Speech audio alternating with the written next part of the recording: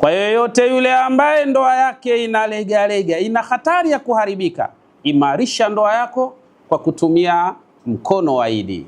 Bila shaka mkono wa Idi ndio mkombozi aliyo bora kabisa biidhnillah subhanahu wa ta'ala. Ikhwani, ndugu zangu, biidhnillah subhanahu wa ta'ala, kupitia katika jukwaa letu siku hii ya leo, nataka nitoe darsa kwa uchache sana ambayo itakufaa hapo ulipo. Lau kama utaifata darsa hii itakusaidia sana, na bila shaka unaweza kutatua mashakili yako wewe mwenyewe biidhnillah subhanahu wa ta'ala, hapo ulipo, kwa hurma na utukufu wake Allah subhanahu wa ta'ala. Jambo la kwanza ambalo nataka nilieleze ni namna gani, kwa maana kaifa tubtilu sihra bitamri, ni namna gani unaweza ukabatilisha na kuondosha machawi kwa kutumia tende tu. Hii tende ambayo wewe unaiona, unaweza ukaondosha uchawi. Sasa uchawi umegawanyika katika aina kadha wa kadha. Kuna sihrun thaqilun wa sihrun khafifun wa mutawassitun. Kwa maana kuna uchawi mzito sana ambao ukikusibu utalala kitandani kwa muda mrefu sana. Lakini kadhalika kuna uchawi ambao unakuwa ni mutawassita, kwa maana wenyewe ni uchawi wa wastani, nyakati fulani unaumwa, nyakati fulani mzima. Na kuna sihrun khafifun, na kuna uchawi mwepesi tu, yani ule unachezewa ukiingia kulala, basi wakati ule usingizi unakuja ghafla, unaona kama jitu limekuja hivi linakutisha na kukusumbua pale usingizini, unakosa kulala usingizi wako vizuri. Huu unaitwa ni sihrun khafif, ni uchawi mwepesi ambao watu huwa wanafanyiwa machawi ya hali za namna hiyo. Sasa kwa kutumia tende biidhnillah subhanahu wa ta'ala unaweza ukabatilisha machawi hayo na kheri ikapatikana kwa hurma na utukufu wake Allah tabaraka wa ta'ala. Ikhwani, ndugu zangu, ni vipi sasa unaweza kuitumia tende hiyo? Fawaidu tamri, yani faida ya tende, hasa ile tende inayoitwa ajwa, ambayo ameitaja tende hiyo Bwana Mtume Muhammadin. Anasema man tasabbaha bi sab'i tamratin ajwatan lam yadhurruhu dhalika al-yawma summun wala sihr. Anasema Bwana Mtume Muhammadin sallallahu alayhi wasallama, yoyote yule ambaye atakayetumia tende hii, tende ambayo inayoitwa ajwa, tende 7 hizi, ameamka asubuhi mtu huyu kabla ya kula chochote akala hizi tende za ajwa, takriban tende 7, basi Mtume sallallahu alayhi wasallam anasema lam yadhurruhu dhalika al-yawma summun wala sihr. Anasema mtu huyu hawezi kudhuriwa ndani ya siku hiyo na sumu ya aina yoyote ile, na wala mtu huyu hatoweza kudhuriwa na uchawi wa aina yoyote lau utapata tende inayoitwa ajwa biidhnillah subhanahu wa ta'ala. Hapa kuna swali la msingi la kujiuliza, madha yahduthu lilmashuri inda akli tamri? Wakati huyu mtu aliofanyiwa uchawi ukawa unaleta madhara katika mwili wake, akajikuta mgonjwa, mwili unakuwa mzito sana, akajikuta katika hali mbaya, je, kwa kutumia tende hii, anapokula tende ya ajwa, mwili unatengeneza nini ili awe katika hali ambayo ilikuwa bora biidhnillah subhanahu wa ta'ala? Kimaarifa, katika mustalahati tib, katika mustalaha za tibi tunasema innal halata zarqaa allati yuwalliduha tamru al-ajwa hawla jismi yamna'u al-jinna min takhtiha. Bila shaka hakika hii kuna kitu kinachoitwa alhala katika mwili wa mwanadamu. Tunapozungumza hala ni nini? Maana yake ni ishi'aatun dawiyya. Katika mustalahati za masala ya kitiba ni mionzi ambayo inakuwa na asili ya kiumeme. Yani kila mwili wa mwanadamu kuanzia sentimita 1 kutoka katika mwili wa mwanadamu yoyote au kiumbe yoyote aliye hai, bila shaka kunakuwa na hizi hala, ni mifumo ya spaki za umeme ambao mwanadamu huyu au kiumbe anakuwa anatembea nazo. Sasa kuna hizi ishaatul mujiba, ambayo ikiwa mujiba kazi yake ina uwezo wa kuvuta yale mabaya mabaya na machafu machafu, yakiwemo mashetani na majini na machawi ya aina kadha. Lakini kuna zile ishaatu as-saliba, ambayo hii ina uwezo wa kufukuza yale mabaya mabaya, yakiwepo machawi na pamoja na mashaitani na mfano wa hayo. Katika hali za namna hiyo, fa innal halata zarqa allati yuwalliduha tamrul ajwa, yasawi mwanadamu anapokula tende, basi hii hala ambayo inayozalishwa kupitia tende ambayo aliyoitaja Bwana Mtume Muhammad, hii inakwenda kutengeneza ishaatul as-saliba, ambayo ina uwezo wa kufukuza mashetani, ina uwezo wa kufukuza majini, ina uwezo wa kufukuza mabaya mabaya biidhnillah subhanahu wa ta'ala. Sasa ni maajabu makubwa katika nyumba yako wewe ndugu yangu ukakosa tende.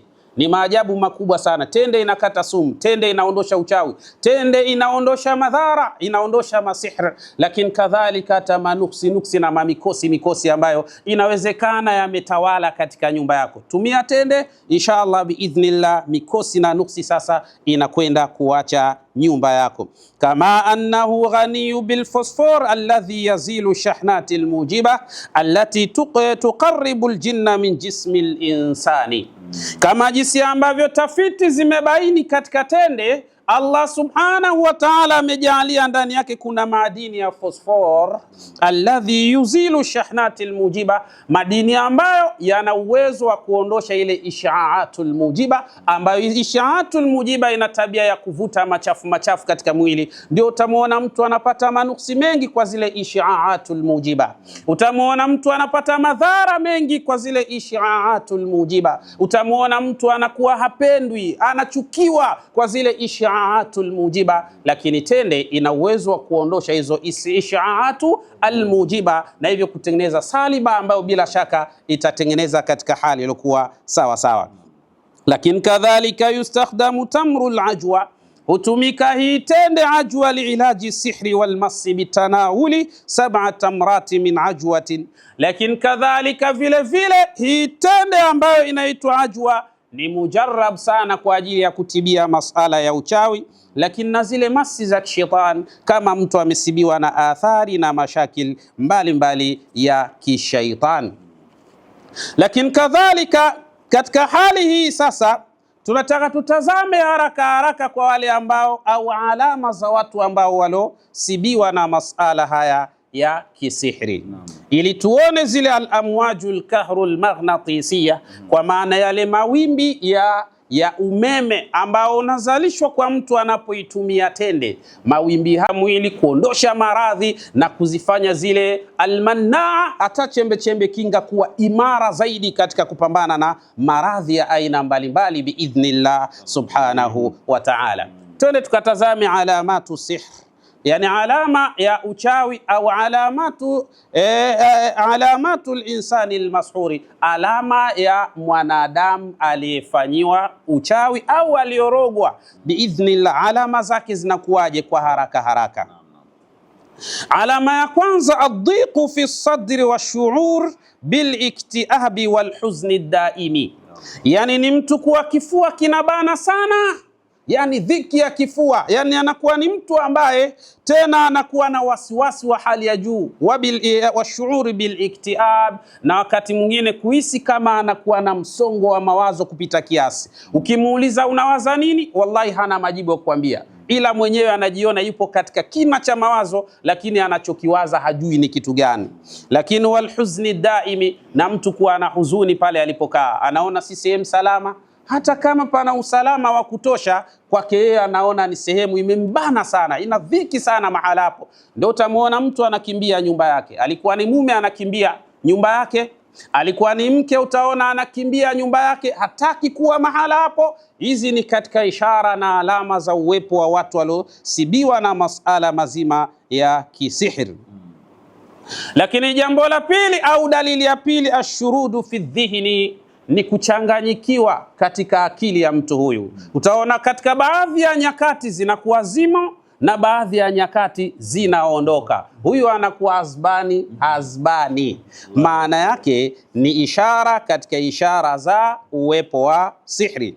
Lakini wasududu an dhikrillah, lakini kadhalika na mtu huyu miongoni mwa ishara zake utaona anakimbia katika mahala panapotajwa Mwenyezi Mungu Subhanahu wa Ta'ala. Sehemu hiyo hawezi kukaa kabisa, utaona anakwepa sehemu hizo, anakimbia, anatoroka mahala hapo. Inawezekana huyu amesibiwa na masala ya sihr. Ndi tunataka twende tukaelekezane nini sasa mtu anaweza kufanya kwa kutumia tende biidhnillah Subhanahu wa Ta'ala. Lakini kadhalika miongoni mwa dalili au alama khafqanun shadidun wa mufajiun fil qalbi, ni mtu kuwa na milipuko ya hapa na pale, haraka sana milipuko ya moyo. Lakini kadhalika atakuwa ni mtu ambayo ana pressure za ghafla isiyojulikana chanzo wala isiyojulikana sababu ni nini. Anakuwa ni mtu ambaye anabadilika ghafla tu, anakuwa katika hali za namna hiyo. Lakini kadhalika rashatun au harakatun la iradiyya, lakini miongoni mwa ishara zake ni mtu kuwa kuparalyze ghafla. Kuna baadhi ya nyakati anapokaa ghafla anaona mwili unashindwa kabisa kufanya kazi yoyote, unapoteza mawasiliano, na wakati mwingine anafanya matendo ya bila kuyataka yeye mwenyewe. Ndio utamuona anazurula ovyo bila kutaka, utamuona anasema hovyo bila kutaka, utaona anafanya matendo ya hovyo bila kutaka. La iradhiya ni matendo ambayo yanasukumwa na msukumo wa ule uchawi ambao ulio katika mwili wake. Tende ajwa ni mujarrab sana katika kumaliza mashakili haya. Lakini kadhalika asabiyatul mizaj, utamuona ni mtu ambaye mara zote anakuwa ni mtu ambaye yeye anahisi anakosewa yeye, anatendewa mabaya yeye, anasemewa vibaya yeye, kila atakuwa ni mtu ambaye anajihisi katika hali za namna hiyo. Wa suratul ghadab, na anakuwa ni mtu mwenye kukasirika haraka sana, mwepesi wa kuchukia. Mnaweza kuwa wakati huo mnazungumza vizuri, mnacheka, mnafurahi, lakini ghafla hapo ikabadilika kutoka katika furaha na kuja katika hasira na ghadhabu na kuanza kutaka mapambano katika hali za namna hiyo. Ishara ya kwamba inawezekana mtu huyu amefanyiwa sihr. Lakini kadhalika ishara nyingine kuthratul wiswas, ni mtu kuwa na wasiwasi nyingi sana. Kila anapokaa yeye ana wasiwasi, ana mashaka. Mtu anaweza kuwa na mashaka hata na nguo anayoivaa yeye mwenyewe haiamini. Basi hii ni hatari katika hatari za kisihri. Lakini kadhalika alkhumulu walkasl, kupuuza vitu na kuwa mvivu kupita kiasi. Hafui huyo, haogi huyo, hana haja ya kuwatazama watoto. Tena mtoto wake anaweza akajisaidia kaka kutwa nzima. Tatizo hilo, asaidiwe huyu mtu biidhnillah Subhanahu wa Ta'ala. Lakini sudaun daimun, lakini kadhalika kuwa na maumivu makali ya kichwa kinachodumu. Mara zote anakuwa hivyo. Yeye maradhi yake ni kichwa tu, kichwa jamani, kichwa. Basi ili mradi anakuwa katika hali za namna hii. Ni ishara inaweza ikakujuza hapo ulipo kuna hatari ya kwamba umesibiwa na athari na mashakili haya ya kisihri. Sasa tende ajwa ni mujarrab sana biidhnillah Subhanahu wa Ta'ala. Hapa kuna hii inayoitwa haqul mujarrab. Hii haqul mujarrab, moja miongoni mwa matirio yaliyoingia humu ndani yake ni kupatikana kwa ajwan. Baadhi ya punje za tende ya ajwa ni mujarrab sana, imeingia ndani ya maandalizi ya kuandaa hii inayoitwa haqul mujarrab. Huu ni mjumuiko wa mimea ambayo isiyopungua 9. Mojawapo ajwa ipo ndani yake. Kwa hali hiyo sasa hii ni mujarrab sana kwa kumaliza mashakili ya kichawi. Wewe ambaye bila shaka una dalili hizi ambazo tumezitaja hapa, basi haqul mujarrab ni mujarrab kwa ajili yako biidhnillah Subhanahu wa Ta'ala. Al-akhi Sheikh Sabasib al-Kubra, mimi nikueleze tu haqul mujarrab. Wakati tumepigiwa simu kutokana na matukio bora au matokeo bora kabisa ya mkono wa Idi, basi kadhalika simu nyingi sana pia tunapigiwa na matokeo bora kutokana na haqul mujarrab hapa kwetu Tanzania. Lakini kadhalika huko nje ya Tanzania ndio usiseme, inafanya vizuri mno biidhnillah Subhanahu wa Ta'ala. Mola tujalie kabuli na ijaba. Lakini kadhalika ndugu zangu, nataka niwape sasa kodi maalum ya mambo haya ukiyafanya unakwenda kupata manufaa makubwa katika majumba, hasa kwa wale ambao wana uwezo wa kusoma suratu al-Quraish, kwa maana liila fi Quraish. Hapa nataka nikufundishe kitu bora ambacho kitakufaa wewe, kitaifaa familia yako, na mazingira unayoishi yatapata salama kupitia wewe kama utayafahamu haya kwa ufasaha wa hali ya juu biidhnillah subhanahu wa ta'ala. Sura hii miongoni mwa wataalamu na mabingwa katika fani ya masala ya tibbi kwa kutumia Qur'an, bwana mkubwa huyu Ahmadul Buni qaddasallahu sirra, mwamba anasema man qara'aha ala ta'amin yukhafu minhu kana fihi shifau min kulli da'in. Yoyote yule ambaye atakayesoma sura hii liila fi Quraish ila fihim rihlata ash-shita'i was-sayf falyabudu rabba hadha al-bayt alladhi at'amahum min ju'in wa amanahum min khawf.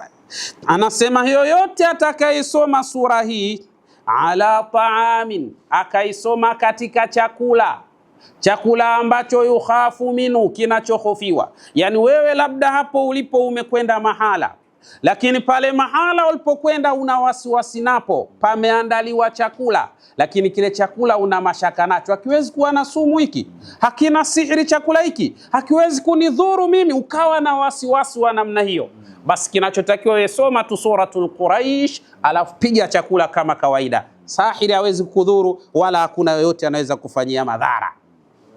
Na Allah subhanahu wa ta'ala anakibadilisha chakula kile kutoka kuwa chenye madhara na kuwa ponyo na kuwa chakula safi na chenye kutengeneza afya biidhnillah subhanahu wa ta'ala. Hiyo ni kodi namba 1. Na kupa kodi namba 2 katika sura hiyo hiyo, suratu Quraish. Nasema wa idha quri'at ala ma'in thumma ukhidha dhalika alma'u wa rusha bihi ala man ishta'ala qalbuhu bihammin wa lam ya'rifu ma sababuhu sarrafahu Allahu anhu wa farrajahu biidhnillahi ta'ala. Yoyote yule ambaye atakayesoma sura hii liila fi Quraish ila fihim rihlata ash-shita'i was-sayf falyabudu rabba hadha al-bayt alladhi at'amahum min ju'in wa amanahum min khawf. Atakayesoma sura hii ala ma'in, akayasomea maji, kisha baada ya hapo thumma ukhidha dhalika al-ma'u, kisha yakachukuliwa maji hayo, kisha mtu akanywa, warusha bihi ala man ishta'ala qalbuhu, na akaoga au kujimwagia yule ambaye moyo wake umekuwa unakwenda mbio sana, wasiwasi umemjaa, hana raha, hana furaha mtu wa namna hii. Walam ya'rif ma sababuhu, na akawa hajui sababu ilomsababisha yeye kuwa katika mazingira hayo ni nini. Basi sarrafahu Allahu anhu wa farrajahu, Allah subhanahu wa ta'ala atamuondolea wasiwasi huo, lakini atampa faraja na atajisikia amani ya kutosha biidhnillah subhanahu wa ta'ala. Hii ni kodi namba 2 katika suratu Quraish. Tunakwenda kodi namba 3 hapo ulipo ambayo unasumbuliwa na mashakili haya. Wa man arada takhfifa alamil ju'i wal atashi falyukaththir min qira'ati surati Quraish. Lakini yoyote yule ambaye arada takhfifa alamil ju'i, ambaye anataka kuondosha au kupunguza kabisa maumivu ya njaa, maana yake upo katika nyumba ambayo hakuna mpango unaopangwa ukakamilika, hakuna kazi unayotafuta ukafanikiwa kupata, hakuna biashara unayofanya ikafanikiwa ndani ya nyumba hiyo. Sasa unataka Mwenyezi Mungu aondoshe hivyo vikwazo ili hiyo nyumba, njaa nayo ikimbie katika nyumba hiyo. Unakimbizaje njaa katika nyumba yako? Ni hii kodi namba 3 nayokupa katika suratu Quraish. Man arada takhfifa alamil ju'i, yoyote yule ambaye anataka kupunguza au kuondoa uchungu au ukali ule wa njaa iliyo ndani ya nyumba yake. wala atash, au ukali wa kiu kilicho ndani ya nyumba yake. Hapanywewi chai hapo kwa kuwa hakuna kitu. Hapanywewi juisi katika nyumba hiyo kwa kuwa hamna kitu. Hapanywewi chochote. Yani kuna watu shekhe katika majumba wamekaa, yani wana mwaka mzima hata ile soda hainywewi humo ndani mjue. Sio hawataki kunywa, hicho cha kunywa kwenyewe kipo ndani ya hiyo nyumba. Sasa suratul Quraish biidhnillah ina uwezo wa kumaliza mashakili haya biidhni. Falyukathir min qiraati surati Quraish, basi afanye wingi sana ndani ya nyumba hiyo kusoma suratul Quraish. Akisoma suratul Quraish ndani ya nyumba hiyo, utaona mipango inafunguka. Kama ulikuwa na kabiashara unauza maandazi, vitumbua au unauza vijipipi pale, utaona Mwenyezi Mungu Subhanahu wa Ta'ala atakujalia nuru, baraka zitaweza kutawala hapo. Lakini kubwa zaidi ni hii, nataka nikupe sasa. Hii ndio mujarrab zaidi. Hii sasa, walitaati zawjati almuanada au almuanida fil baiti taqra'u surata Quraish ala 7 tamratin 21 marra wa tu'ti man turidu ta'ataha. Yani ikiwa kama wewe hapo ulipo unataka mkeo akutii sana na akupende sana, au wewe hapo ulipo unataka mumeo akusikilize sana na akupende sana, kodi hii nakupa katika suratu Quraish. Basi katika hali za namna hii pia, wewe ambaye unataka kumziwia kabisa mume mwenye tabia ya kuchepuka chepuka, na wewe ambaye unataka kumziwia kabisa mke mwenye tabia ya kuchepuka chepuka, baki njia kuu, mchepuko sio dili. Twende sambamba hapa sasa. Taqra'u surata Quraishin, utasoma suratu Quraish ala 7 tamrat, katika tende 7. Tende yani utachukua tende 7, wewe mume zisomee tende 7, au wewe mke zisomee tende 7. Hujui kusoma, basi inshallah unaweza ukafanya mawasiliano nasi, tukakwambia njoo na tende zako, tukakusomea biidhnillah, tukakwambia nenda nyumbani mpelekee zawadi mumeo au mpelekee zawadi mkeo. Akila tu mashaallah, utulivu, furaha, amani, mapenzi yatakuwa ndio yenyewe hapo katika nyumba hiyo biidhnillah subhanahu wa ta'ala. Kwa hiyo utasoma katika tende 7 21 mara 21. Yani sura hii utaisoma mara 21 katika zile tende 7. Watu'ti man turidu, kisha utampa yule ambaye unataka mahaba yawe moto moto, utulivu utawale, lakini kadhalika na khairi ziwe nyingi biidhnillah subhanahu wa ta'ala. Hiyo ndio Qur'ani ujue, na hayo ndio mambo ya Qur'ani biidhnillah.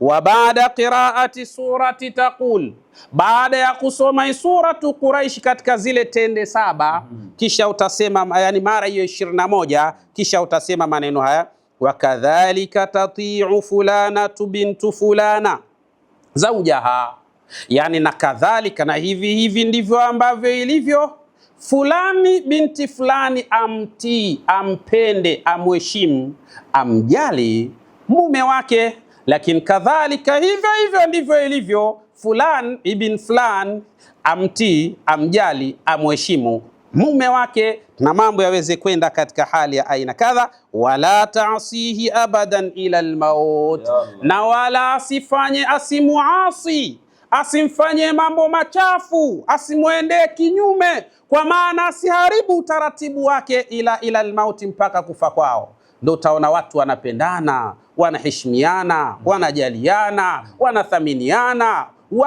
yani wao wanakuwa bila shaka ni bega kwa bega katika kila jambo biidhnillah subhanahu wa ta'ala. Ya mwisho sasa, wa man arada alghina min arrizqi walmali au alilmi au ay shay'in yuriduhu min al'amali almujarraba, anasema na yoyote yule ambaye atakayetaka sasa Mwenyezi Mungu amfungulie katika majambo yake. Unajua al-akhi Sheikh Sabasi bil Kubra iko hivi, kuna mtu inawezekana ana vyanzo vizuri kabisa vya kufikia katika natija ya kupata fedha au riziki ya kutosha, lakini bahati mbaya mtu huyo ana vyanzo vizuri, lakini vyanzo vyake kila anapojitahidi kuviendea mambo yanaharibika. Kuna mtu ana makampuni lakini kila siku yeye ni hasara tu. Kuna mtu ana magari likitoka basi baada ya dakika 10 kapigiwa simu gereji. Kuna watu wana viwanda, wao wanaripoti hasara tu. Wewe mtu ambaye unacho chanzo ambacho kinaweza kukuvusha kupeleka mahala fulani, na kupa kodi mujarrab kabisa biidhnillah, lau ikifanywa kwa taratibu zake, majambo yanakwenda sawa biidhnillah subhanahu wa ta'ala. Wa man arada alghina, yoyote yule ambaye anayetaka kufaulu, minar rizqi, riziki yake iwe pana, lakini walmala, na anayetaka mali kwa kuwa vyanzo vya kupata mali hiyo anavyo, au ilma, au mtu ambaye anayetaka ilmu, au aya shay'in akhar, au anayetaka kitu cha aina yoyote, minal a'mali almujarraba, miongoni mwa mambo yaliyofanywa majaribio, lihadhihi surati sharifa, kupitia katika sura hii, fanya hivi: tusalli rak'atayn fi kulli rak'atin fatihata alkitabi wa ba'daha surah adada 25 marra. Yoyote yule ambaye atakayetaka majambo yake yaende vizuri, basi utasali rakaa 2. Katika kila rakaa moja utasoma suratul Fatiha, alafu kisha utasoma suratu Quraish mara 25. Kisha baada ya hapo rakaa ya pili utasoma suratul Fatiha, alafu kisha baada ya hapo utasoma suratu Quraish mara 25. Wa baada salati, na baada ya swala, kwa maana tayari umetoa salamu, assalamu alaikum wa rahmatullah, ukaangalia kulia, assalamu alaikum wa rahmatullah, ukaangalia kushoto. Tatlub min Allahi tabaraka wa taala an yughniyaka min arrizqi wal mali wal ilmi wat tijara. Hapo sasa utamwambia, ya Rabbi, ninakuomba Mola wangu, baada ya haya niliyoyafanya, ya Rabbi, nakuomba sasa unijalie kheri. Kheri yenyewe ni nini? Ya Rabbi, nina vyanzo mimi, vifungue vyanzo vyangu vilivyofungwa. Nina vyanzo vinavyosuasua, ya Rabbi nifanyie wepesi, majambo yaende vizuri. Bas Allah atakuruzuku, atakupa riziki nyingi, atakuja fungulia milango ya mali, milango ya ilmu, na hata mfanya biashara, utaona biashara zako zinaanza kwenda vizuri biidhnillah subhanahu wa ta'ala. Haya ndio majambo ambayo inatakiwa sasa nawe uweze kuyafanya hapo ulipo kwa taratibu tulizoelekeza. Bila shaka utasema jukwaa limenisaidia, na sasa alhamdulillah rabbil alamin, kama ndugu zetu wa Ufaransa, ndugu zetu wako Marekani, wako Uingereza, Sweden, Norway, Ujerumani na maeneo mengine mengi kabisa, Uganda hapo, wote wanasema alhamdulillah, jukwaa lina manufaa makubwa kabisa. Ndugu zangu, nikimalizia maneno yangu kwa kusema hii sasa ni mkono wa Idi. Mkono wa Idi ndiyo mpango mzima, yaani kwa wale ambao wanaobabaisha katika kuliendea tendo la ndoa, kila wanapotaka kujaribu jambo linashindikana, na kuna wale ambao wanakwenda mara moja tu harudi tena, basi mkombozi ni huyu mkono wa Idi. Utakwenda zaidi ya mara 12 na mambo yatakwenda sawa sawa biidhnillah. Ndio mpango jinsi ulivyo, na katika jambo ambalo halitaki kubabaisha ni swala la tendo la ndoa. We babaisha usaidiwe na wahuni. Kwa hiyo cha msingi lazima uwe imara katika kuliendea tendo la ndoa, ili mambo yawe katika hali iliyokuwa sawa sawa biidhnillah subhanahu wa ta'ala. Yaani wewe ukifanya mchezo Sheikh, imekula kwako kama wanavyosema vijana. Yaani katika jambo ambalo halitaki kubabaisha, halitaki ujanja, halitaki yani lazima uwe imara katika kuliendea jambo lenyewe husika biidhnillah subhanahu wa ta'ala. Ndio mambo yalivyo Sheikh. Siku moja mimi alikuja mtu mmoja kuja kunishtakia. Akanambia, Shekhe, mimi nimekuja, mke wangu pale nyumbani kwa kweli dharau zimekuwa kubwa sana, kwa hiyo nataka nifanyie dua dharau iweze kuondoka. Mimi nikamuuliza, sawa, mkeo tumfanyie dua dharau iweze kuondoka. Je, sababu ya dharau ni nini? Akasema, mimi najua tu yule ananidharau kwa sababu mimi mambo yangu sio mazuri. Kwa hiyo kila nikienda wakati mwingine naangukia, yani pale ninapoandaa nakuwa niko vizuri, lakini nikitaka kuanza tu habari zimeishia hapo. Sasa anaonyesha kunidharau wazi kabisa. Kwa hiyo nataka dua. Nikamwambia, sawa, wewe dua haiwezi kukufaa. kwa sababu wataalamu wanasema kwamba kuondosha maradhi ni kuondosha kiini cha tatizo lenyewe. Sasa sisi tuna kiini cha tatizo tunakiacha kuwa bado kipo, alafu unataraji maradhi yaondoke. Uongo. Tutakuwa tunaakhirisha tatizo, tunalitoa leo tunalisogeza kesho, na la kesho linakuwa baya zaidi kuliko tatizo namna lilivyo leo. Nikamwambia sikiliza, wewe kinachotakiwa ni mkono wa Idi kuwa imara, yani we bendera chuma, mlingoti chuma, lakini na kamba yenyewe chuma, ikiwezekana na upepo we chuma vile vile, mambo yatakwenda sawa. Basi yule bwana akasema sasa tunafanya, nikamwambia mkono wa Idi ndio mpango mzima. Basi mwamba yule akapata mkono wa Idi, akaenda kutumia nyumbani. Katumia siku 7 za kwanza, maana hii inatumiwa ndani ya masiku 21 mpaka 30. Siku 7 za kwanza naambia shekhe, sijaona mabadiliko hapa. Nikamwambia endelea shekhe, hii sio booster. Yani hii haibusti, kwa maana wakati unatumia ndio unakuwa vizuri, ikiisha na wewe habari yako imekwisha. Hapana.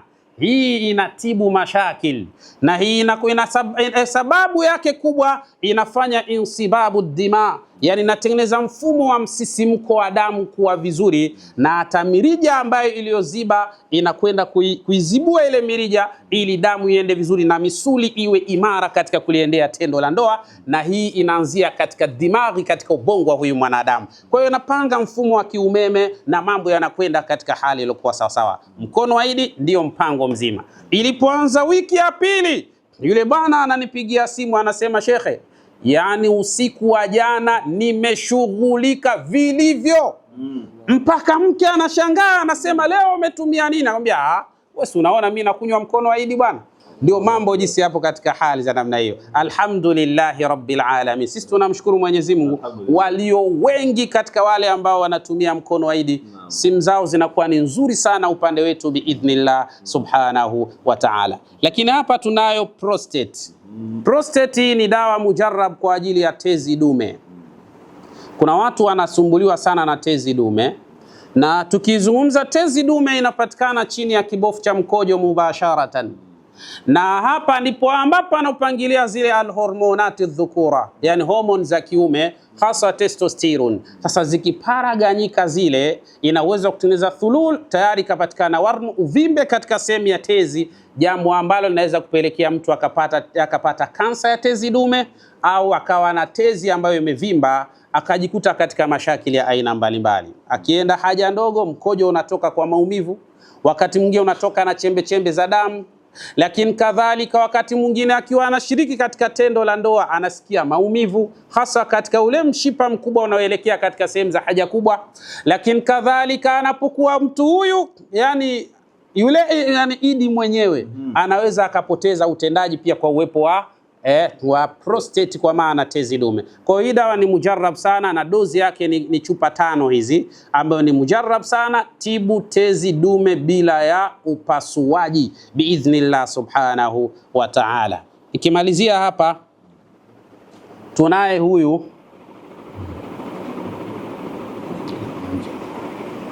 almanjali.